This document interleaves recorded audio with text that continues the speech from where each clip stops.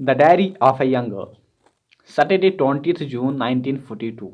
यहाँ पर जो एनी है यहाँ पर ये डेट लिखती है सैटरडे 20 जून 1942, और इस डेट पे ये क्या करती है वो ये नीचे लिखती है।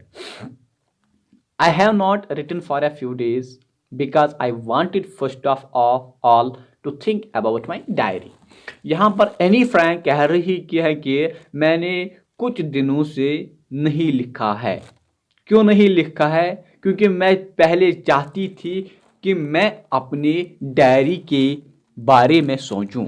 It is an odd idea for someone like me to keep a diary. यहाँ पर कह रही है कि ये एक अजीब आइडिया है मेरी जैसे के लिए कि वो डायरी रखे या वो डायरी मेंटेन करे या डायरी लिखे। Not only because I have never done so before, इसी वजह से नहीं कि मैंने पहले डायरी राइटिंग नहीं की, but because it seems to me that neither I, मगर मुझे लग रहा है कि न मैं nor for that matter anyone else, और न और कोई will be interested in the unbosomings of 13-year-old girl, कि मुझे नहीं लग रहा है कि 13 साल लड़की की जो अनबूजमिंग से ख्याल आते इनको कोई समझ सके, इनको कोई मतलब ध्यान में ले सके। Still what does that matter, मगर फिर भी उससे क्या फर्क पड़ती है।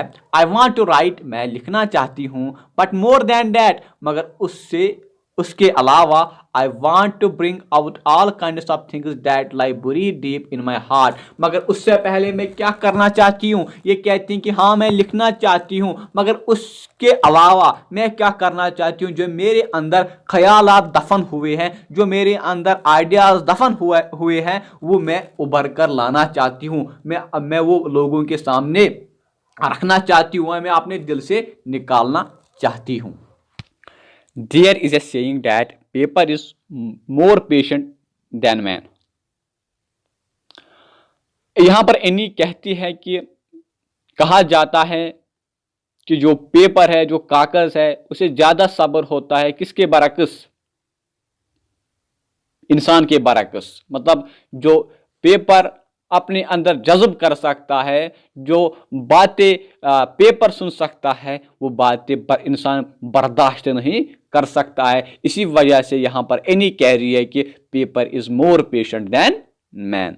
It came back to me on one of my slightly melancholy days. हाँ, मतलब अब मुझे याद आ गया, मुझे अब याद आने लगे वो दिन जब मैं बहुत ज़्यादा परेशान हुआ करती थी। मेलाचोनली मीन डिप्रेशन या sad mood. While I set chin in hand, जब मैं अपनी ये चिन अपने हैंड में रखती थी, अपने हाथ में रखती थी और सोचा करती थी। फीलिंग टू बोर्ड, और मैं बहुत ज़्यादा बोर हुआ करती थी। एंड लिम्प, और लिम्प कमजोरी मुझे आती थी। लिम्प मीन्स लेजीनेस हुआ करती थी। Even to make up my mind, और बस यही सोचा करती थी वेदर टू गो आउट और स्टे एट होम, क्या मैं घर में ही बैठूं या घर से बाहर जाऊं। ठीक है, yes there is no doubt that paper is patient. हाँ, इसमें कोई शक व शुबा नहीं है कि जो कागज है इसमें बहुत ज्यादा सब्र है। And as I don't intend to show this cardboard covered book notebook। हाँ, मुझे कोई मतलब ये इरादा नहीं है कि मैं इस अपनी डायरी को दिखाऊं, इस कार्डबोर्ड कवर्ड बुक मीन्स अपनी डायरी को दिखाऊं, bearing the proud name diary, जिस पे एक अच्छा नाम लिखा हुआ है डायरी, टू एनीवन, हाँ किसी को नहीं, अनलेस जब तक मैं I find a real friend, जब तक मैं एक अच्छा दोस्त ना ढूंढ सकूं, बॉय और गर्ल, चाहे वो लड़का हो चाहे वो लड़की हो। प्रोबेबली नोबॉडी केयर्स, मुझे नहीं लगता है कि मुझे कोई दोस्त मिल जाएगा। And now I come to the root of the matter. हाँ, मुझे अब सारा मसला समझ में आ गया, मुझे अब सारी सिचुएशन समझ में आ गई। The reason for starting a diary, क्या वजह इसको समझ में आ गई, इस डायरी स्टार्ट करने की वजह इसको समझ में आ गई। It is that I have no such real friend, और कहती है कि मुझे मेरी जिंदगी में कोई रियल फ्रेंड नहीं है जिससे मैं अपनी बातें शेयर करूं, और इसी वजह से मैंने ये डायरी लिखनी शुरू की। Let me put it more clearly, हाँ मैं आप लोगों को खुल के बताऊंगी। Since no one will believe that a girl of 13 feels herself quite alone in the world. हाँ, मैं एक खुल के आपके सामने बयान करना चाहती हूँ, क्योंकि दुनिया में कोई भी भरोसा नहीं करेगा कि 13 साल लड़की क्या अकेला फील कर रही है, क्या डिप्रेस फील कर रही है, कि क्या तनहा फील कर रही है इस दुनिया में। नॉर इज टू सो, क्या ऐसा ही नहीं है। आई हैव डार्लिंग पेरेंट्स, हाँ मेरे पास प्यार करने वाले माता पिता हैं। एंड अ सिस्टर ऑफ 16, हाँ और मेरे पास एक बहन है जिसकी एज कितनी है, 16 साल की है। I know about 30 people home one might call friend, हाँ मेरे इर्द गिर्द ऐसे भी 30 लोग हैं जिन्हें कोई कहेगा कि ये इसके फ्रेंड्स हैं। I have strings of boy friends, हाँ मेरे बहुत ज़्यादा लड़के दोस्त हैं। Anxious to catch a glimpse of me, जो मेरे नज़र को देखने के लिए तरसते हैं। And who failing that peep at me through mirrors in class, और वो मुझे चोरी छुपे देखते हैं शीशों के जरिए क्लासों में। I have relations aunts and uncles, मेरे पास रिश्तेदार हैं, अंकल्स हैं, आंट्स हैं, फूफा फूफी हैं, ठीक है, मतलब मामू है, चाचू है, etcetera. Who are darlings too, और वो भी मुझसे बहुत ज़्यादा प्यार करते हैं। ए गुड होम, और एक अच्छा घर भी है। No I don't seem to lack anything, हाँ मुझे नहीं लगता है कि मुझे किसी चीज़ की परवाह है, क्योंकि मेरे पास दोस्त भी है, मतलब मेरे पास डार्लिंग पेरेंट्स भी है, मेरे पास एक सिस्टर भी है, मेरे पास मतलब प्यार करने वाले रिलेटिव्स भी है, ठीक है। But it is the same with all my friends, just fun and joking, nothing more. I can never bring myself to talk of anything outside the common round. मगर यहाँ पर एनी कह रही हैं कि हाँ मैंने आपको बताया है कि मेरे ऐसे रिलेटिव्स हैं, मेरे ऐसे इतने ज़्यादा दोस्त हैं, मेरे डार्लिंग पेरेंट्स हैं, मेरी सिस्टर हैं। मगर क्या है कि मैं जो इतने भी सारे लोग हैं, मैं उनके साथ बस हंसी मजाक करती हूँ, खेलती कूदती हूँ, ठीक है, बस एज यूजुअल मैं उनके साथ बातें करती हूँ। मगर क्या है, मैं उनके साथ अपनी जो इनर फीलिंग्स है, अपने जो ख्यालात हैं, किसी मौजू पे बात मैं नहीं कर सकती उनके साथ, क्योंकि वो इतने ज़्यादा मेरे करीब नहीं है। I can never bring myself to talk anything outside a common round because we don't seem to be able to get any closer. हाँ, क्योंकि मैं उनके साथ ये शेयर नहीं कर सकती। क्यों नहीं शेयर कर सकती? बिकॉज वो मेरे साथ इतने ज़्यादा क्लोज नहीं है कि मैं उनके साथ अपनी पर्सनल बातें, अपनी इनर फीलिंग्स उनके साथ शेयर कर सकूं। That is the root of the trouble, यही तो सारी फसाद की जड़ है। Perhaps I lack confidence, हाँ इसमें कोई शक नहीं कि मुझ में हिम्मत नहीं है। But anyway, मगर क्या कर सकते हैं। Dear, it is stubborn fact, ये तो बदल नहीं सकता है, ये तो stubborn fact, ये बदल नहीं सकता है। And I don't seem to be able to do anything about it, और मुझे नहीं लगता है कि मैं इसके बारे में कुछ कर सकती हूँ।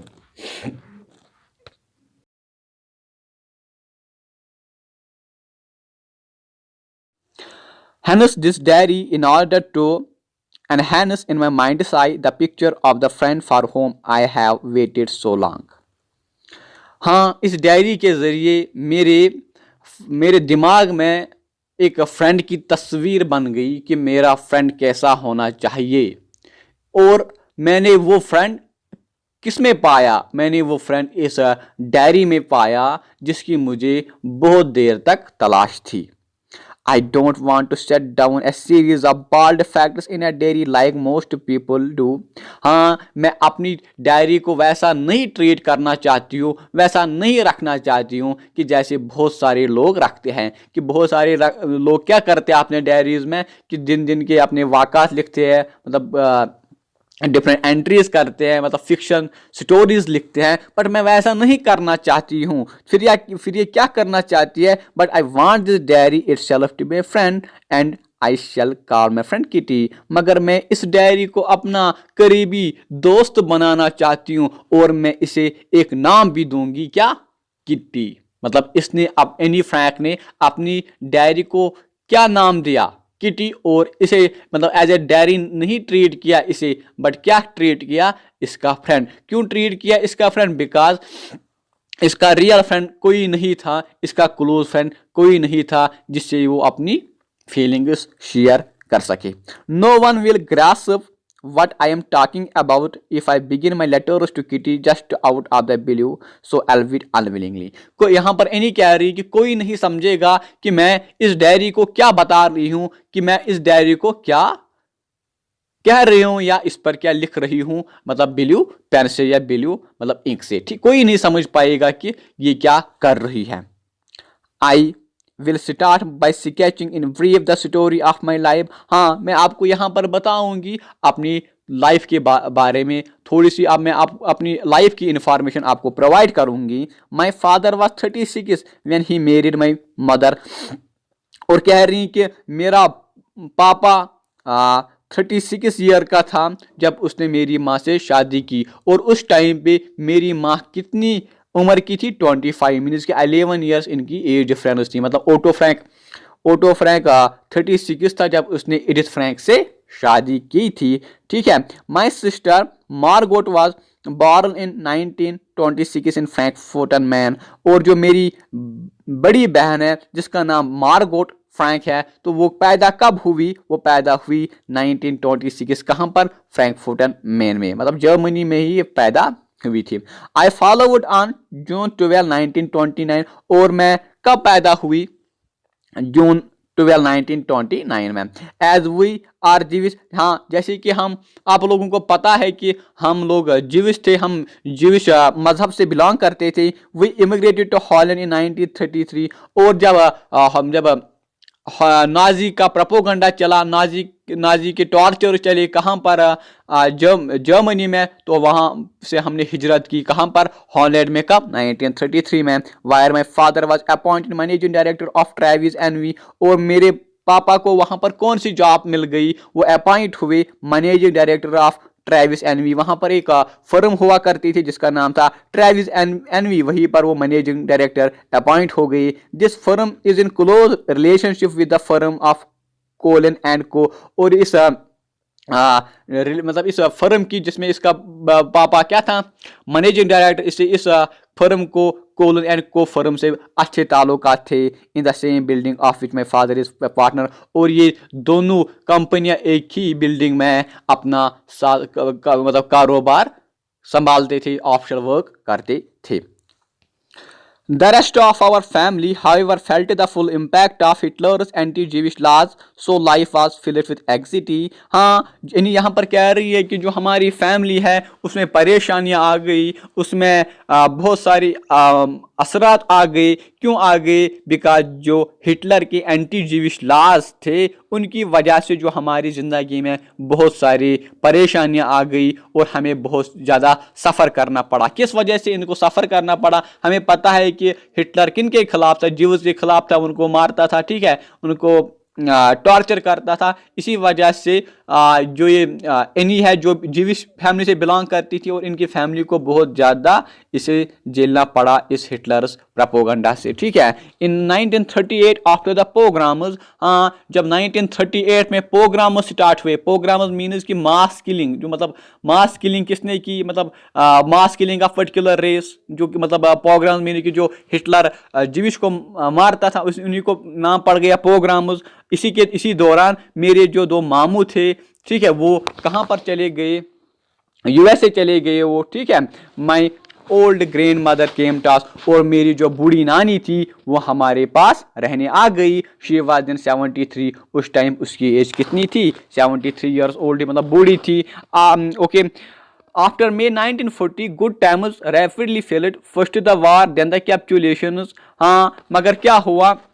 जब मई 1920 आ गया, मतलब मई 1920 के बाद, सॉरी मई 1940 के बाद क्या हुआ कि इस नाजियों ने या हिटलर ने इन्वेड किया हॉलैंड. ठीक है. तो एग्जैक्ट डेट है 10 मई 1914 में हिटलर ने इन्वेड किया हॉलैंड. तो इसके बाद यहाँ पर इन्हीं कह रही जो हमारे अच्छे दिन है वो आहिस्ता आहिस्ता गायब होने शुरू हो गए. क्योंकि जब वार भी चल रहा था, सेकंड वर्ल्ड वार भी चल रहा, और एक कैप्चुलेशन थी, मतलब ऐसी लोगों को उठाया जाता था, followed by the arrival of the Germans, which is when the sufferings of us Jews really begin। और इसी के साथ जब जर्मन्स भी आ गए, उन्होंने किन पे जुल्म तशद्दुद किया ज्यूज़ों पर, इसी तरह से हमारी जो लाइफ है वो तितर बितर हो गई। Anti जीविश decrease followed each other in quick succession. एक दिन एक ऐलान निकलता था, एक कानून निकलता था, किनके खिलाफ? ज्यूज के लिए। मतलब जल्दी जल्दी जो कानून चेंज होते थे ज्यूजों के लिए। कौन निकालते थे? यही नाजीज। ज्यूज मस्ट वियर ए येलो स्टार। और इनको कहा जाता है कि जो ज्यूज लोग हैं उनको येलो स्टार पहनना है, ठीक है। उनके कांधों पर मतलब एक येलो स्टार पहना होता है, क्योंकि ये सिंबलाइज करे कि ये किस कम्युनिटी या किस रेस से बिलोंग करते हैं, ज्यूइश रेस से बिलोंग करते हैं। Jews must hold in their bicycles. और जो ज्यूज है वो अपने बाइसिकल्स को छोड़े। Jews are ban from trams. Jews public transport से बैन थे। And forbidden to drive. और इनको गाड़ी चलाने की भी इजाजत नहीं थी। Jews are only allowed to do their shopping between 3 and 5 o'clock। और ज्यूजों को बस अलाउड था वो किस वक्त से किस वक्त तक शॉपिंग करे, मतलब 5 बजे से लेकर 3 बजे से लेकर 5 बजे तक वो शॉपिंग कर सकते थे। And then only in shops which were the placard Jewish shops. और उन्हीं शॉप्स में वो जा सकते थे जिन पे प्ले कार्ड लगा हुआ होता है, जिनमें बोर्ड लगा हुआ था ये ज्यूजों के लिए ही दस्तयाब है, यहाँ पर ज्यूइश लोग शॉपिंग कर सकते हैं। Jews must be indoors by 8 o'clock। और ज्यूज को 8 o'clock से अपने घरों में ही क्या रहना था। And can not even sit in their own gardens. वो अपने पार्कों में, वो अपने घर के आंगनों में भी नहीं रह सकते थे उस टाइम के बाद। Jews are forbidden to visit theatres. और ज्यूज को पाप बनती थी कहाँ पर जाने की? Theatres, cinema and other place of entertainments. मगर ये इन जगहों पर नहीं जा सकते थे, बैन था। Jews may not take part in public sports. और ये पब्लिक सपोर्ट में भी पार्टिसिपेट नहीं ले सकते। पब्लिक सपोर्ट मीन्स कि ये मतलब क्रिकेट नहीं खेल सकते थे, ये वॉलीबॉल, फुटबॉल, टेनिस एटसेट्रा नहीं, इनमें से वो पार्टिसिपेट नहीं ले सकते थे। Swimming, baths, tennis courts, hockey fields and other sports grounds are prohibited them. ये सारी चीज़ें इनके लिए बंद थी, इनके लिए मतलब ये प्रोहिबिट की गई थी। Jews may not visit Christians. और ये ज्यूज कहाँ पर भी नहीं जा सकते थे? क्रिश्चियनों के घर भी नहीं जा सकते थे, उनके साथ मिलजुल भी नहीं सकते थे। Jews must go to Jewish schools. और ज्यूइश बच्चों को कहाँ पे पढ़ना था? आनी ज्यूइश स्कूल्स में। And many more restrictions of a similar kind. और ऐसी भी बहुत ज़्यादा रुकावटें थी इसी तरह की। So we could not do this and were forbidden to do that। हाँ, हम यही नहीं कर सकते थे और हमें ये मतलब जुर्म भी था अगर हम करेंगे। But life went on spite of it. मगर हमारी जो जिंदगी थी वो कट रही थी इनके बावजूद भी, इन रिस्ट्रिक्शंस के बावजूद भी हमारी जो लाइफ थी, हमारी ज़िंदगी जो हमारी डे टू लाइफ थी वो कट रही थी। जोपी यूज्ड टू से मी। जोपी यहाँ पर एनी कह रही है कि जोपी मुझे अक्सर कहा करती थी। हुआ जोपी इसकी फ्रेंड है तो वो इसे अक्सर कहा करती थी, you are scared to do anything. आप हमेशा खौफजदा हो कुछ करने से, because it may be forbidden. क्योंकि आपको लग रहा है कि ये भी इस पर भी पाबंदी होगी। Our freedoms were strictly limited. और हमारी जो आज़ादी थी वो बहुत ज़्यादा मुख्तसर थी। Yet things were still bearable. मगर अभी भी जो चीज़ें थी वो बर्दाश्त के काबिल थी। ग्रेनी डाइट इन जनवरी 1942। जो हमारी नानी थी वो मर गई कब? जनवरी 1942 में। No one will ever know how much she is present in my thoughts. किसी को नहीं पता है कि मैं कितना नानी को मिस कर रही हूँ, वो मेरी यादों में अभी भी कितनी ताज़ा है उसकी यादें, ठीक है। And much I love her settle. और कोई नहीं जान सकता है कि मैं अपनी नानी से आज भी कितना मोहब्बत करती हूँ। In 1934 I went to school at the Montessori kindergarten and continued there। और यहाँ पर एनी कह रही है कि 1934 में मैं कहाँ पर चली गई?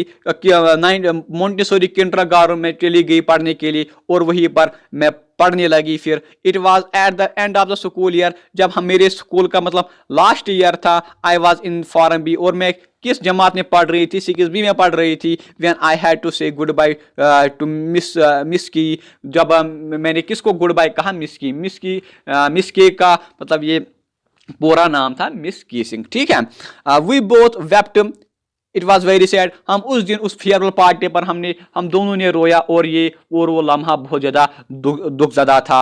ठीक है। इन 1941 में क्या हुआ, I went with my sister मार्गो टू द जीवी सेकेंडरी स्कूल। मैं अपनी बहन के साथ चली गई कहाँ पर, किस स्कूल में, जीवी सेकेंडरी स्कूल में पढ़ने लगी। She into the 4th forum, वो उस टाइम पे 4th फॉरम में पढ़ रही थी। And I into the first, और मैं किस क्लास में थी, मैं 1st फॉरम में थी। ठीक है। So for everything is all right with the 4 of us. हाँ, हम चारों के लिए सारी चीजें अभी भी अच्छी तरह से चल रही थी। कौन चारों, मतलब इन्हीं का बाप, इन्हीं की माँ, इन्हीं की बहन और खुद इन्हीं। And here I come to the present day, और मैं आज के दिन यहाँ पर पहुंच गई, मतलब जब इसने ये एंट्री स्टार्ट की। ठीक है।